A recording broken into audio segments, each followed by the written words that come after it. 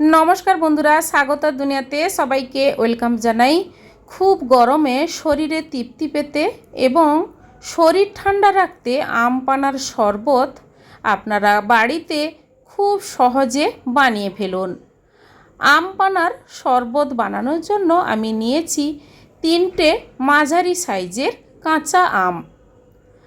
আমগুলো প্রথমে আমি ছুরি দিয়ে সবগুলোর আমের মুখের দিকটা কেটে নিচ্ছি। এবার আমগুলো আমি সেদ্ধ করতে দেব। কড়াইয়ের মধ্যে জল দিয়ে আমগুলো সেদ্ধ করতে দেব। গ্যাসের ফ্লেমটা মিডিয়াম রেখে মিনিট 7 টাইম দিয়ে নরম করে আমটা সেদ্ধ করে নেব। ঢাকা দিয়ে কিছুক্ষণ রাখার পর দেখুন আমগুলো কিন্তু বেশ নরমভাবে সেদ্ধ হয়ে গেছে। এবার কড়াই থেকে আমগুলো তুলে ঠান্ডা জলের মধ্যে কিছুক্ষণ রেখে দেব, তাহলে আমগুলো ঠান্ডা হয়ে যাবে।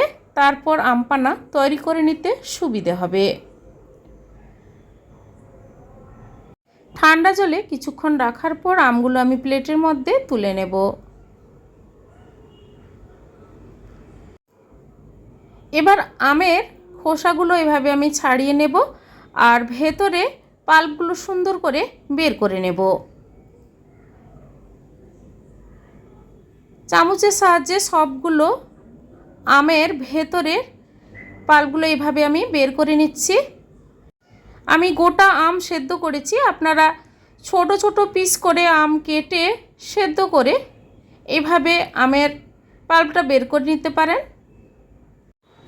আম পানা তৈরি করে আপনারা কোনো কাঁচের জারের মধ্যে বা কৌটোতে করে আপনারা রেখে দেবেন। বাড়িতে কোনো অতিথি এলে খুব সহজে বানিয়ে গরমে পরিবেশন করতে পারেন।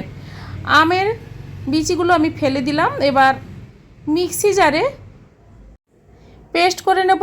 কোনো মশলা দিচ্ছি না আর জলও আমি কোনো ব্যবহার না করে প্রথমে মিক্সি জারে আমি পেস্টটা করে নেব।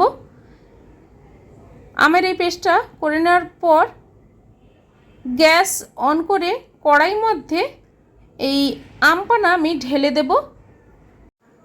মিক্সি জার ধুয়ে সামান্য পরিমাণ জল আমি দিয়ে দিচ্ছি আম পানার মধ্যে। গ্যাসের ফ্লেমটা মিডিয়াম করে মিনিট 2 ফুটিয়ে নেব। দিয়ে দেব চিনি।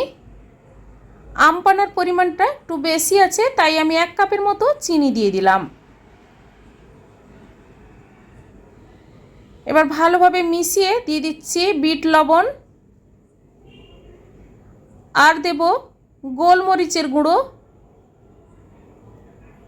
রোস্টেড জিরে গুঁড়ো। এবার ভালোভাবে এই মশলাগুলো আম পানার সঙ্গে মিশিয়ে অল্পক্ষণ ফুটিয়ে গ্যাসটা অফ করে কিছুক্ষণ আমি ঠান্ডা করে নেব। এইভাবে আম পানা তৈরি করে শরবত বানালে খুবই টেস্টি হয় খেতে। এবার একটা কাঁচের গ্লাসের মধ্যে আমি দিয়ে দিচ্ছি কিছুটা পরিমাণ আইস কিউব, পুদিনা পাতা আর পাতিলেবুর রস দিয়ে দিচ্ছি। বন্ধুরা, এইভাবে আম পানার শরবত বাড়িতে একবার বানিয়ে ট্রাই করে দেখুন, খুব ভালো লাগবে খেতে। এবার আম পানা আমি দিয়ে দিচ্ছি গ্লাসের মধ্যে 2 টেবিল স্পুন থেকে 3 টেবিল স্পুনের মতো। তারপর আমি দিয়ে দেব ফ্রেশ ঠান্ডা জল। এবার চামচের সাহায্যে ভালোভাবে মিশিয়ে নেব। আর এই আম পানার শরবতের টেস্টটা ভালো হওয়ার জন্য সবার লাস্টে দিয়ে দেব সামান্য পরিমাণ বিট লবণ আর রোস্টেড জিরে গুঁড়ো। বন্ধুরা, এইভাবে আম পানার শরবত বানিয়ে খান, গরমে খুব ভালো লাগবে। আজকের এই আম পানা শরবতের রেসিপি আপনাদের কেমন লেগেছে বন্ধুরা কমেন্ট করে জানাবেন, লাইক করবেন আর আমার চ্যানেলটি বন্ধুরা সাবস্ক্রাইব করে নেবেন। আজ এ পর্যন্ত, সবাই ভালো থাকুন, সুস্থ থাকুন, ধন্যবাদ।